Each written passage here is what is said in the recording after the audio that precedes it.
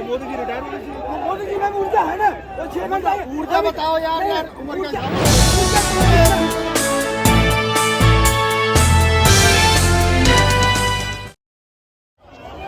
नमस्कार दर्शकों, मैं आपके साथ अपूर्वा चौधरी और आप देख रहे हैं मुफ्त मीडिया। देखिए, चुनाव जो है उसकी डेट अब आ चुकी है और 7 चरणों में जो है चुनाव होने वाला है।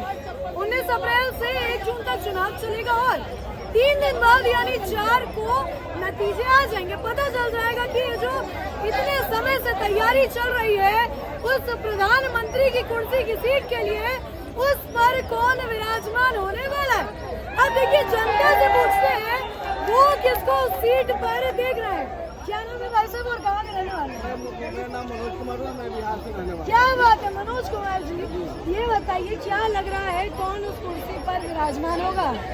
माननीय नरेंद्र मोदी जी विराजमान होंगे। नरेंद्र मोदी जी होंगे? जरूर होंगे, वही होंगे। इतना विश्वास क्यों कि नरेंद्र मोदी जी होंगे? उनके काम बोलता है, उनका नाम नहीं बोलता, उनका काम बोलता है। काम बोलता है। कांग्रेस वाले कहते हैं 70 साल में जो हमने किया वही मोदी को बना बनाया मिल गया। माननीय कांग्रेस राहुल गांधी जी के जो पूर्वजों ने 70 साल जो लूटा उन्हीं का नतीजा राहुल गांधी जी भोग रहे हैं, वही भोग रहे हैं। कांग्रेस ने 70 साल देश को लूट लिया नहीं, महालूट के खंडन में डाल दिया। क्यों कह रहे हैं ऐसा? आप देख ले रहे हैं। हाँ। और 10 साल से मोदी जी की सरकार है, आप खुद देख रहे हैं। मोदी की सरकार है। जय जय है। एक बात बताइए, ईवीएम तो हैक नहीं हो जाएगा? नहीं, अगर ईवीएम हैक होता तो दिल्ली में केजरीवाल की सरकार बनी है तो वहाँ भी तो ईवीएम हैक हो सकता था। पंजाब में कांग्रेस की सरकार, केजरीवाल की सरकार बना है, वहाँ भी तो ईवीएम हैक हो सकता था। अच्छा, सिर्फ मोदी के नाम बदनाम क्यों किया जा रहा है? मोदी का नाम बदनाम क्यों किया? ये सब राजनीतिक साजिश है, कोई हैक नहीं होता। कोई हैक नहीं होता है। अच्छा, एक बात बताइए, कांग्रेस ने बहुत दलीलें दी कि हमने गठबंधन में आ गए हैं, हम जो है हरा रहे हैं। एक बात मुझे बताइए, उस गठबंधन जो बनाया गया उसमें जितने भी लोग थे, आपको लग रहा है कि कांग्रेस की अगर मैं बात करूँ वो टक्कर दे रही है भाजपा को?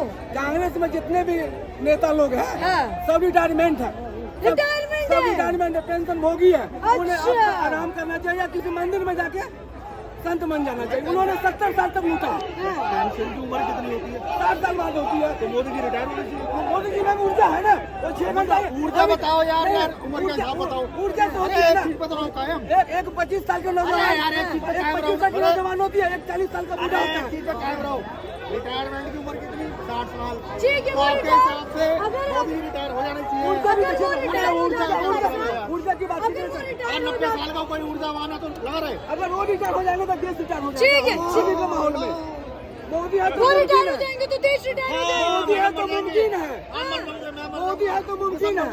आराम से माइक को दबाइए। नहीं मर जाएंगे। अच्छा, मुझे एक बात बताइए, नहीं, मोदी अगर बने- मोदी को नहीं आप देखना चाहते हैं, आप चाहते हैं कि वो रिटायर हो जाए, तो उनकी जगह कौन बैठे? अभी मजबूर है। ये इस धरती के आखिरी इंसान है। एक मिनट में मोदी जी, मैं देखा। इनके मरते ही पूरा देश पूरा वर्ल्ड खत्म। मैं माफ करना, नहीं तो उनकी जगह मैडम कौन? आखिरी है ना, उनकी जगह कौन? और उनकी जगह कोई हो ही नहीं सकता। अभी है नहीं कोई इंसान, अब कोई है, अभी कोई है, अभी कोई नहीं है। आखिरी इंसान बताओ। अब राहुल गांधी को बना दिया पप्पू को, तो रात को क्या कह रहे हैं? अभी अगर राहुल गांधी को प्रधानमंत्री चाचा एक मिनट, आप लोग चाहते हैं कि राहुल गांधी पप्पू को प्रधानमंत्री बना दिया जाए, तो रात में क्या खाता हूँ, सुबह में याद रहता है, सुबह में क्या खाता हूँ, रात में याद नहीं रहता। कौन से लोग को प्रधानमंत्री बनाया जाए? मोदी जी ने सुबह क्या खाया? बहुत लोग याद है, मोदी जी ने सुबह क्या खाया? उन्हें तो आज इतिहास का बात यार वही बैठो जैसे। इतिहास का बात, जब तो उन्होंने प्रधानमंत्री बना, आज तक कागज ऊपर को तो नहीं बोला है। आज राहुल गांधी बोलता है आलू डालेंगे सोना निकलेगा, आलू डालेंगे सोना निकलेगा। आइए आइए, सोना निकलेगा, आलू डालेंगे सोना निकलेगा, वो काम करो, अब खेती छोड़ देंगे, नहीं बच गए, आलू डालेंगे आलू का खेती जानता कैसे होता है? किसान कैसे होता है? आलू की खेती कैसे होता है ये बताओ। 15 लाख का है, 15 लाख। आलू की खेती कैसे होता है? 15 है ना। 15 लाख 2G घोटाला, 3G घोटाला, जीजाजी घोटाला नहीं होता था ना, अच्छा। 15 में 20 लाख मिलते थे, ठीक है। फिर कहा तो दिया, अरे आप एक जगह पहले आ जाइए। ये देखिए, सर जो दिक्कत है, ये देखिए सर जो दिक्कत है, ये सुनना नहीं चाहते।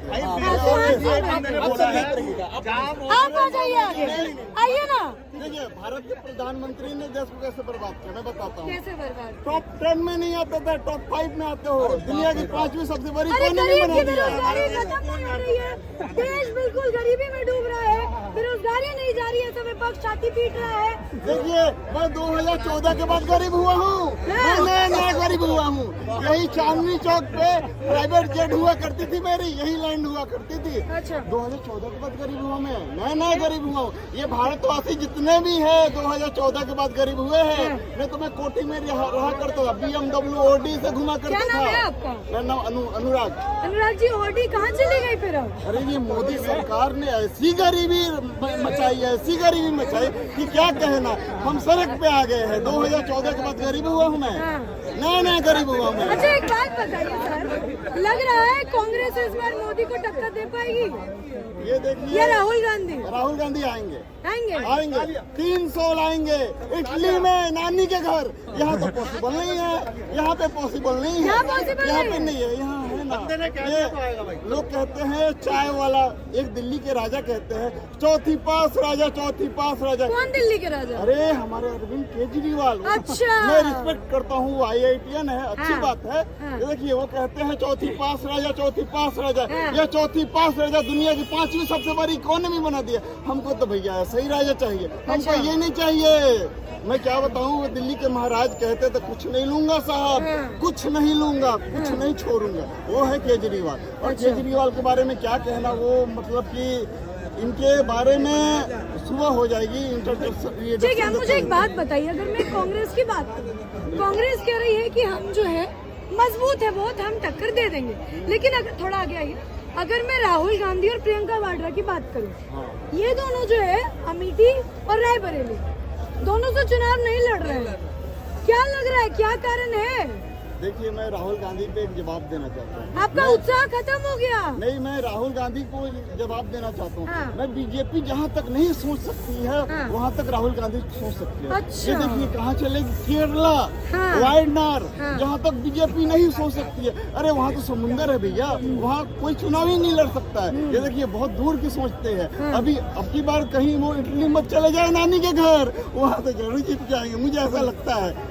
तो वायनाड से जीत भी तो रहे हैं। अगर सिर्फ समुद्र है तो वोट कौन डाल रहा है फिर? अरे मेरा कहने का मतलब ये है, ये कहाँ से ये कहाँ से अमेठी से तो लड़े नहीं। उनको पता था कि हम मेरे को कितने बहुमत आएगी, कितने अच्छी तरीके से बहुमत आएगी। मतलब लग रहा है कि अमेठी से खड़े होते तो बहुमत नहीं आती। अरे हमारी ईरानी जी है ना, काफी अच्छा परफॉर्मेंस की थी। हाँ। बिल्कुल। राहुल गांधी तो कह रहे हैं स्मृति ईरानी अमेठी से कुछ कर ही नहीं रही है, अमेठी बर्बाद हो गया है। देखिए मतलब कि वहाँ खैर मैं यूपी का तो नहीं हूँ, कहाँ के हैं फिर? देखिए मैं नागपुर से महाराष्ट्र हूँ। देखिए और रही बात की ये पब्लिक मतलब काम करती है, जनता उसी को चुन के लाती है। ये कहते हैं ईवीएम का रहना, ये कभी नहीं छोड़ेंगे। और देखिए इधर आइए, ये ईवीएम करते रहते हैं। 140 करोड़ पब्लिक हैंग हो गई है, इसका क्या करे? ईवीएम का रोना छोड़िए। तो हैंग कौन कर दिया? अरे ये पप्पू भैया का दिमाग हैंग हो गया है ना। जब राहुल भैया जब इलेक्शन हार